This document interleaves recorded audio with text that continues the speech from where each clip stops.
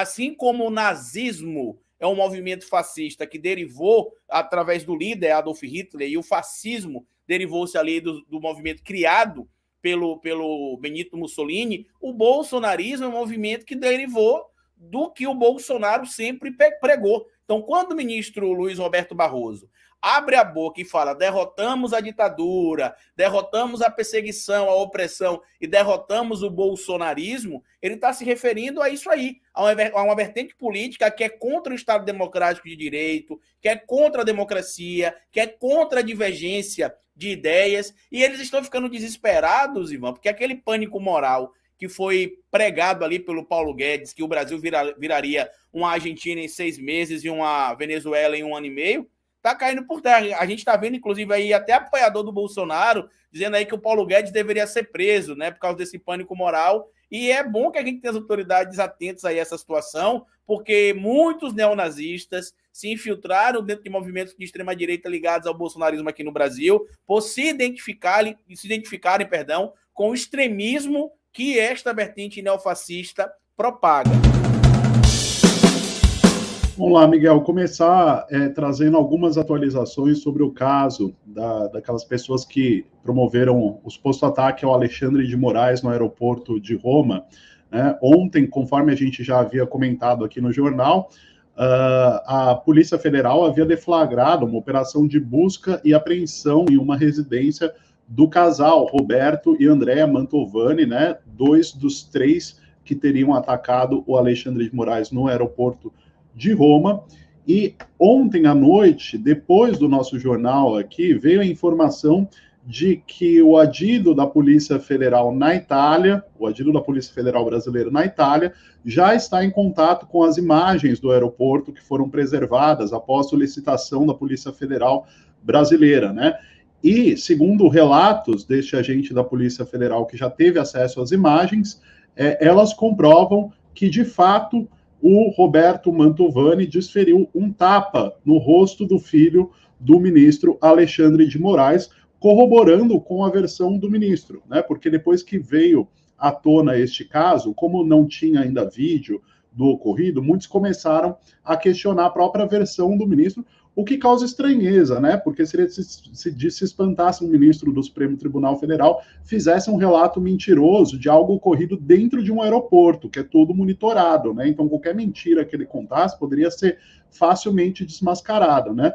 Pois bem, essas imagens já estão em posse da Polícia Federal e os relatos são de que elas comprovam, de fato, de que houve agressão, que o Roberto Mantovani desferiu um tapa contra o rosto do filho do Alexandre de Moraes, que a confusão teria começado com a esposa do Roberto Mantovani, a Andréa, provocando o ministro Alexandre de Moraes, né? E agora essas imagens estariam corroborando com a versão dele. A defesa do Roberto Mantovani agora já não nega mais o tapa, depois que veio esta informação, né? Até então eles estavam falando que o Roberto Mantovani só afastou o filho do Moraes com o braço, supostamente para conter o filho do Moraes.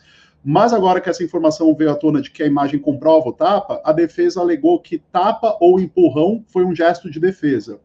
Essas são as palavras agora da defesa do Mantovani, tapa ou empurrão. Antes era só empurrão. Né? Agora a gente fica aí no aguardo dessas imagens serem divulgadas de fato, mas as informações são que de fato está comprovada a agressão. Miguel e Carlito. Muito bem. Carlito, seu comentário, por favor. Para mim, eles têm agora aí 2 problemas claros. Né? O primeiro, que é o Código Penal Brasileiro, no artigo 7º, fala sobre a aplicação da lei penal brasileira para crimes cometidos em outros países, em outros estados nacionais. E a gente sabe que, apesar de o crime ter sido cometido em Roma, como foi contra a autoridade brasileira, a pessoa pode receber a punibilidade, né, a aplicação do que diz a lei aqui no Brasil. Além desse problema, o segundo problema seria o quê? O falso testemunho, que eles disseram que não agrediram o ministro e nem o filho, né, que só empurraram. Em outros momentos eles disseram que, na verdade, eles foram tentar acalmar um problema que teria surgido ali contra a vontade deles. E é interessante quando a gente vê esses bolsonaristas aí, Ivan e Miguel, porque uma premissa que existe dentro da Constituição e do próprio ordenamento jurídico brasileiro é que ninguém é obrigado a produzir provas contra si. eles poderiam não falar, ficar calado, responder as questões de outras maneiras, já que se sabe, é meio óbvio, né? Se você está em um aeroporto, é meio óbvio que vai ter imagem dos supostos crimes que você teria cometido ali. E eles disseram que não aconteceu isso, e agora muda a versão após a polícia descobrir o que aconteceu, né, de verdade. Inclusive teve apreensão dos celulares e teve também um procedimento de busca e apreensão na residência desse senhor e dessa senhora e do outro rapaz, né, o genro lá, se não me falha a memória, o Alex Zanata, não lembro se ele estava no mandado de busca e apreensão também, mas aconteceu esse procedimento justamente porque a polícia temia que eles pudessem destruir provas. E eu acho que a situação vai se agravar um pouco mais, porque pelo que eu acompanhei, inclusive, aí dos bastidores de alguns grupos de operadores do direito que eu faço parte, provavelmente vai se aplicar ali o que estabelece o artigo 359L do Código Penal, que fala sobre tentar depor por meio de violência ou grave ameaça, né, atrapalhar a função de um dos poderes ali, ou de um dos representantes dos poderes, que no caso o ministro Alexandre de Moraes representa o Poder Judiciário, inclusive é presidente de um dos órgãos ligados ali ao Poder Judiciário, que é o TSE. Eu acho que eles vão pegar uma caninha aí, viu Miguel e Ivan? Talvez não fiquem presos, porque a penalidade, a punibilidade é baixa, a pena dá de 4 a 8 anos, tem que saber o histórico deles ali, mas é bom que eles ficam pelo menos espertos agora, para que entendam que não é só sair gritando e batendo em autoridades brasileiras e outros lugares, que vai ficar por isso mesmo, porque não vai.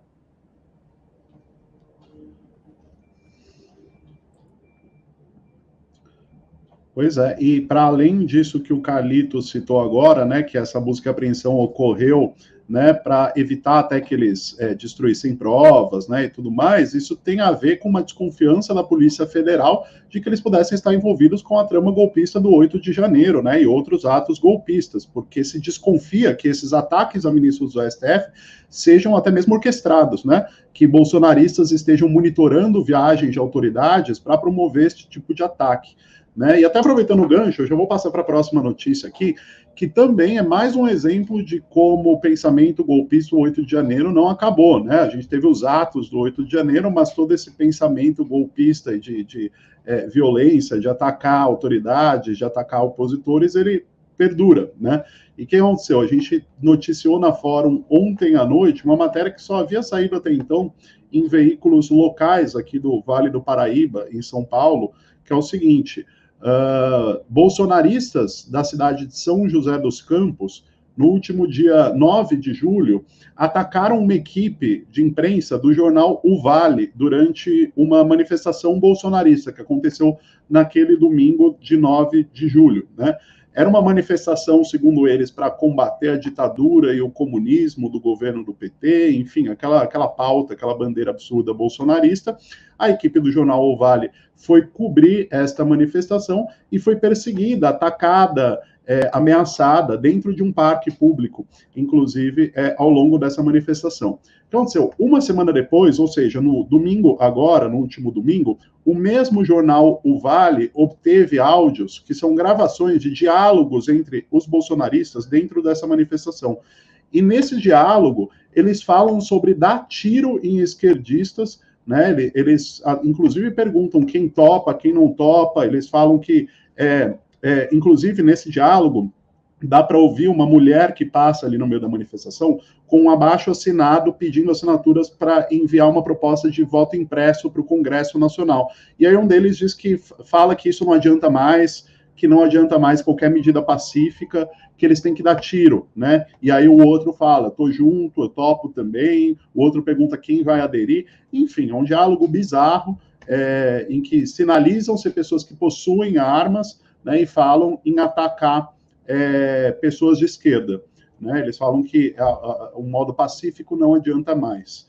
A gente entrou em contato com essa pauta porque até então só tinha repercutido no Vale do Paraíba, mas o deputado estadual Emílio de Souza entrou em contato com essa notícia e ele acionou o Ministério Público Federal e o Ministério Público de São Paulo, solicitando investigação não só contra os bolsonaristas que agrediram a equipe de imprensa do jornal O Vale, como também os autores aí deste diálogo, pregando o assassinato de pessoas de esquerda.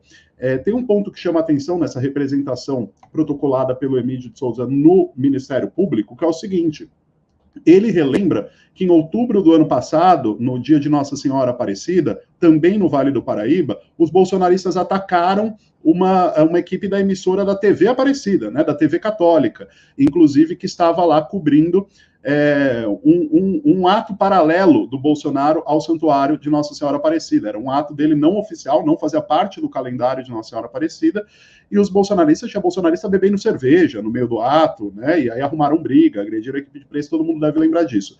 Então o Emídio relembra que há esse histórico de ataques à imprensa na região, feito por bolsonaristas, e relembra também uma pesquisa da antropóloga Adriana Dias, que faleceu em janeiro deste ano, que era uma das maiores pesquisadoras sobre o neonazismo no Brasil, que ela fala que o Vale do Paraíba é onde mais cresceu a concentração de células neonazistas nos últimos anos, né? Então o Emídio, além de pedir investigação desses bolsonaristas em específico, ele intercala com o fato de que há uma alta concentração de células nazistas na região e pede investigação com relação a isso, porque não adianta só você investigar um grupo, sendo que isso pode ser algo sistemático em toda uma região, né, envolver, e para além do bolsonarismo, né, envolver também esses grupos mais radicais que se identificam como neonazistas.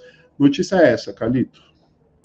Eu queria saber desses bolsonaristas aí, do próprio Bolsonaro, vocês vão querer também o Pix impresso, né? Porque ele vê o valor lá do Pix, assim como quando a gente vai votar na urna lá, você vê o candidato que aparece, mas não sai ali impresso o comprovante. Ah, mas ele pode compartilhar o comprovante, mas é digital, não é em papel, né? Então, eu quero saber se eles vão querer também muito em breve aí o Pix impresso, né? Para ele poder imprimir, se não sair o comprovante impresso e não a cópia digital em PDF, que eles acabem não aceitando o Pix. Sobre a questão da punibilidade, a gente precisa lembrar o seguinte também para essas figuras aí, Ivan, que em específico que continua apoiando o Bolsonaro, fazendo aqui uma conexão com a fala da semana passada do ministro Luiz Roberto Barroso, que gerou polêmica. Quando ele falou que derrotamos o bolsonarismo, é essa vertente do neofascismo que ele está se referindo.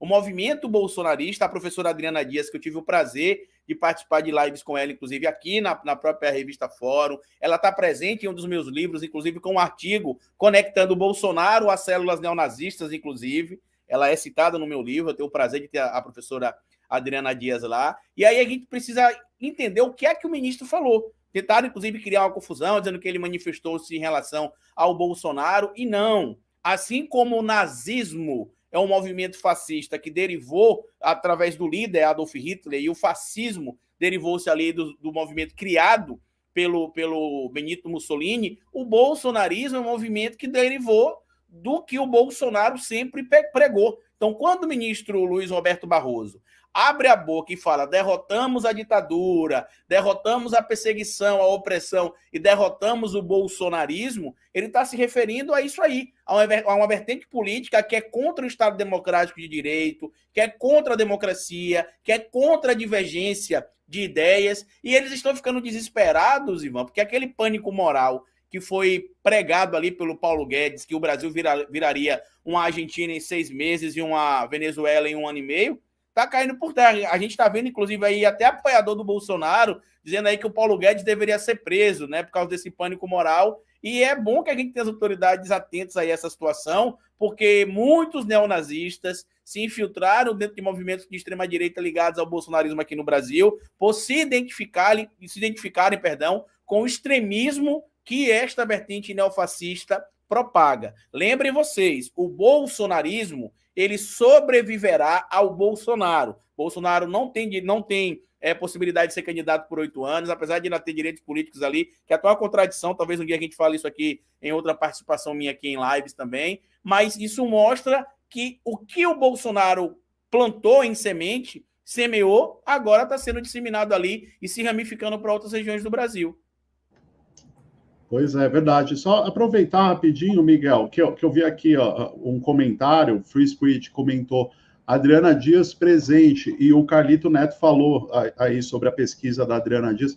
De fato, a Adriana Dias, ela mapeou esses grupos neonazistas no Brasil e já há uns bons anos ela vem falando sobre a intensa relação entre o bolsonarismo e esses grupos neonazistas, né? Vale lembrar que a Adriana Dias foi quem descobriu é que o movimento neonazista de São Paulo enviou cartas para o Bolsonaro, né? Todo mundo deve ter visto essa notícia. E que tinha publicidades também, né, do Bolsonaro em sites neonazistas. Exatamente. Ele era tido como uma figura de prestígio no movimento neonazista, digamos assim. Né? Tem tudo a ver, né? O movimento fascista como um todo, Ivan, desculpa interromper você, mas como claro, historiador preciso fazer esse adendo aqui, por quê?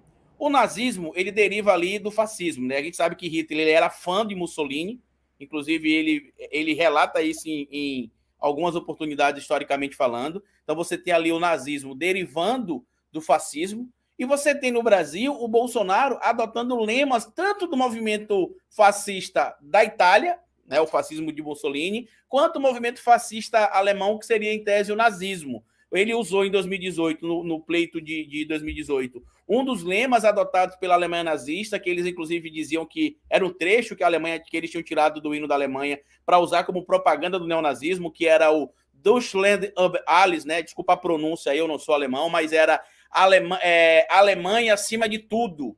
E aqui no Brasil, como a gente tem a cristandade muito grande, o Brasil, não sei se ainda ocupa esse posto, que eu não tenho feito mais essa pesquisa, mas era a maior nação católica do mundo, então o Bolsonaro basicamente juntou o apito de cachorro do nazismo, o Brasil acima de tudo, né, uma alusão ao Deutschland über alles, com a conexão com a religiosidade, que também é interessante quando se fala de nazismo, porque o nazismo ele utilizava coisas relacionadas ao misticismo, à religiosidade, algumas teorias de conspiração também. E aí você tem no Brasil o Brasil acima de tudo, o lema copiado da Alemanha nazista, e Deus acima de todos, porque o Brasil é uma nação de maioria cristã, católica, tá? Tanto que é a maior nação católica do mundo.